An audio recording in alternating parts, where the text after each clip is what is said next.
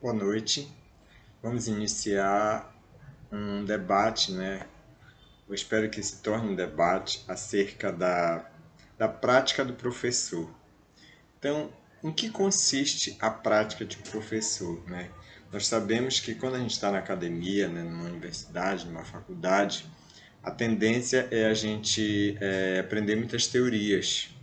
Então, você já deve ter aprendido muitas teorias, algumas falam de teóricos conhecidos como o brasileiro Paulo Freire, que é famoso mundialmente, mas também já ouviram falar de Rousseau, de Freinet, de Montessori e de outros teóricos da área da educação que têm uma teoria, né, onde eles utilizam determinados termos, determinadas expressões para se referir, né, a um trajeto de uma pesquisa que eles realizaram e eles escreveram obras onde eles nos deixaram, né, todo esse caminho, desse método, dessa técnica, dessa estratégia que eles consideram que ela traz mais qualidade na educação, traz uma educação com mais qualidade e com mais resultados, né? E aí a gente volta a falar da questão da relação entre teoria e prática, né? Então, se nós considerarmos que a teoria ela envolve sempre uma leitura ou mesmo uma troca de ideias, a prática ela é diferente. Geralmente ela exige um desafio, né? Toda a prática ela exige um desafio. Por que, que a prática exige um desafio? Porque é quando a gente fala assim, uma coisa é você estar falando aí, eu quero ver você ir lá para a minha escola, onde eu trabalho, onde tem crianças que é, vêm para a escola com fome, vêm para a escola suja, porque são de um bairro muito carente, crianças que são agressivas porque sofreram todo tipo de violência. Então, algumas vezes os professores também são confrontados com essas realidades e aí é que a teoria ela precisa ser uma luz nesse caminho, mas ela sozinha ela não dá conta, né? É necessário que haja uma relação, né, entre o esforço que o professor faz para conhecer aquela realidade em primeiro lugar. Então eu bato sempre nesse ponto, né, porque na minha carreira como professor, as leituras que eu fiz, elas me ajudaram com certeza, mas tem um momento que a gente tem que selecionar certas ideias para que a gente possa não ficar muito perdido também, né? Porque são muitas ideias, são muitas propostas pedagógicas, né? Me lembro que eu fiquei muito entusiasmado na décadas atrás, quando eu li um livro que falava de um educador russo chamado Makarenko, né? Eu sempre tive uma relação muito forte com essas ideias de justiça social, né? Então esse pedagogo, esse pensador, ele tinha umas ideias assim que faziam uma relação muito grande, né, com a educação popular, uma proposta que eu queria descobrir. Eu queria aprender e eu queria utilizar, né? Li muita coisa sobre Paulo Freire também, sobre Rousseau, sobre Freinet, sobre vários pensadores, Montessori. E, assim, o que eu considero que é importante, né, em certos momentos da nossa vida como professor. Primeira coisa que eu volto a colocar, né, é a gente conhecer o aluno, conhecer a realidade do aluno. Esse é o motivo pelo qual eu pedi para vocês colocarem no fórum, né, um pouco da experiência de vocês, aquilo pelo qual vocês passarem, o trajeto de vocês no curso e o que vocês esperam, né, da formação do professor. Eu eu penso que uma disciplina como essa, a prática de ensino, ela deveria abrir esse debate, onde a gente pudesse discutir e pudesse também atualizar certas discussões, porque tem coisas que são muito antigas a gente falar, por exemplo, de educação tradicional, falar do escolanovismo, são, né, ideias que já são recorrentes no campo educacional, elas já acontecem há muito tempo, né, e agora, né, o que nós podemos fazer para atualizar essas ideias? Como é que nós podemos fazer para fazer com que essas ideias elas não fiquem ultrapassadas, né? Elas não caiam naquela coisa que a gente diz assim, ah, mas esse pensador, por exemplo, Frenet, não é? Ele viveu uma boa parte da vida dele no meados do século XX, né? Ele nasceu ainda no século XIX, no final do século XIX, e viveu no século XX. Então, ele viveu o período da Primeira Guerra Mundial, viveu o período da Segunda Guerra Mundial. E quais são as ideias que esse pensador tem que são interessantes para nós nos dias atuais, né? O que o Frenet pode contribuir para uma época como essa que a gente está vivendo, essa pandemia, né? Será que é interessante falar do escolanovismo? O que o escolanovismo de Frenet traz, né? O que é essa corrente pedagógica? Eu lembro que há muito tempo atrás, quando se falava em educação tradicional, se pensava logo no espaço da sala de aula. Sabe aquelas fileiras de carteiras, né? Uma atrás da outra, né? E o professor na frente. Isso já era uma coisa que era criticado. Então, aqueles que faziam uma leitura dos teóricos da Escola Nova, porque não é só o Frenet, né? São vários outros que fazem parte desse movimento que é denominado de Escola Nova, né? Mas, voltando a essa questão da posição das carteiras na sala de aula, então se criticava porque se dizia assim, era como se o professor fosse o maioral, o que sabe tudo, que está ali na frente dos alunos. Os alunos estão ali para escutar, o professor está ali para falar. Então, parecia uma posição muito confortável, porque o professor era a autoridade, né?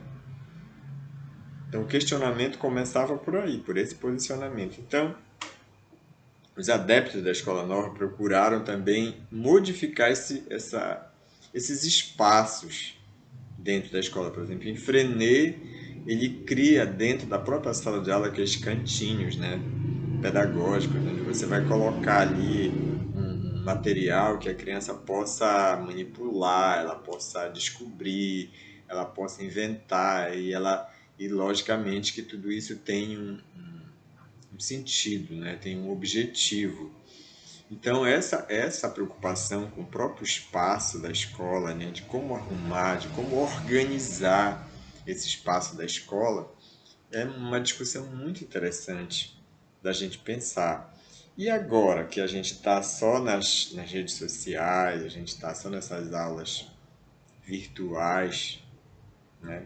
O que a gente pode fazer com relação a essa coisa desse espaço?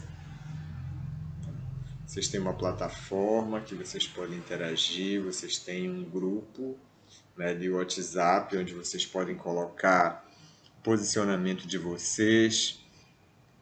Eu queria tocar também num outro ponto que eu acho que tem a ver com essa coisa da interação, é que quando o aluno olha para o professor e diz, esse professor sabe muita coisa, então eu fico intimidado, né? Então, aquele distanciamento, não é, do saber. O professor, como aquele que sabe muito, eu estou aqui na frente de uma estante, né, de livros. É típico isso, né? Todo mundo está fazendo isso nessas aulas virtuais. Mas eu queria dizer para vocês que eu sou um cara assim muito simples.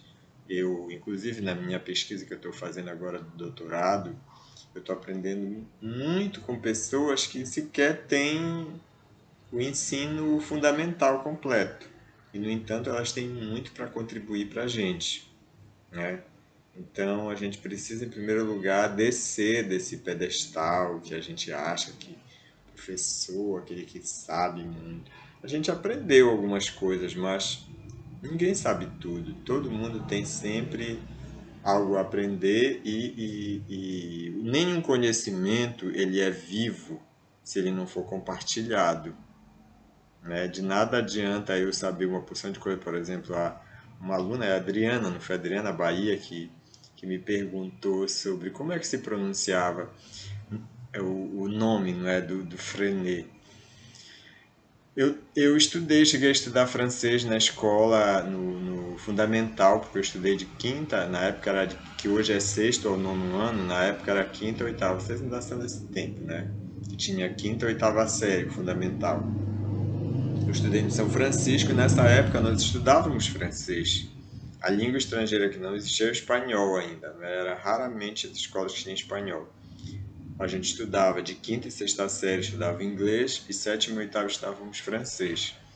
Então eu tive uma professora de francês muito boa, uma professora excelente, que era a professora Marilda Loureiro, que é prima daquele poeta que é um grande professor também, que é o João de Jesus Par Loureiro, que é daqui de Abaetetuba. Então ela era prima dele e foi minha professora de francês. Excelente, né? Então eu aprendi um pouco do francês com ela, depois eu fui para a universidade e novamente estudei um pouco de francês. Então, por exemplo, esse nome Frenet, né? A gente escreve Freinet, só que não se pronuncia esse I, né? Porque há uma contração do E com I fica E. Frenet. Bom, mas onde eu quero chegar?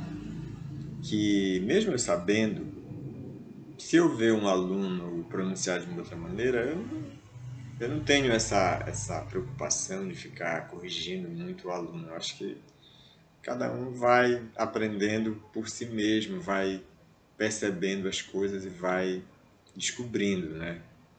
Mas que existe também um outro lado, tá? Eu estou falando dessa coisa de não colocar o professor num pedestal, dizendo que ele sabe tudo, mas também algumas vezes eu observo umas posturas de alguns alunos que também não têm o respeito pelo conhecimento que o professor já acumulou, né? Que é uma atitude típica, algumas vezes, do adolescente. Apesar de que eu trabalho muitos anos, né? Já vou fazer 30 anos trabalhando no INSA, e, e lá sempre trabalhando com adolescente, mas até que a gente, assim, há aqueles alunos que fazem aquele desafio com o professor, mas é um desafio de conhecimento. Tipo assim, eu vou testar para ver se ele sabe tal coisa. E faz aquelas perguntas, né? Mas assim, de um modo geral, eles respeitam a experiência que a gente tem, o conhecimento que a gente adquiriu. E eu espero também que essa troca, né, de experiência, de conhecimentos, ela possa só enriquecer a, o nosso aprendizado, né? Então, vocês têm aí a plataforma que vocês podem interagir, vocês têm o fórum, vocês têm as unidades de aprendizagem, vocês têm os textos, né, que a gente vai passar para vocês. O primeiro texto que vai discutir um pouco essa questão da avaliação também, porque a palavra avaliação ela é importantíssima na prática do professor. E não confundam essa avaliação com prova, tá? Quando a gente falar de avaliação, que vai ser um dos primeiros assuntos que a gente vai debater, não se refere a prova, nem a teste, nem nota. Avaliar é um termo mais geral possível, que eu acho que outros professores já podem ter discutido também isso, que diz respeito à nossa prática também, professor, tem que se avaliar, o aprendizado do aluno tem que ser avaliado, o ensino tem que ser avaliado, tudo tem que ser avaliado, o conteúdo, a metodologia, tudo tem que ser avaliado. Então essa avaliação ela se desenvolve de duas maneiras, de maneira objetiva ou de maneira subjetiva. Tá? Esse vai ser um dos assuntos também que nós iremos desenvolver durante o ano.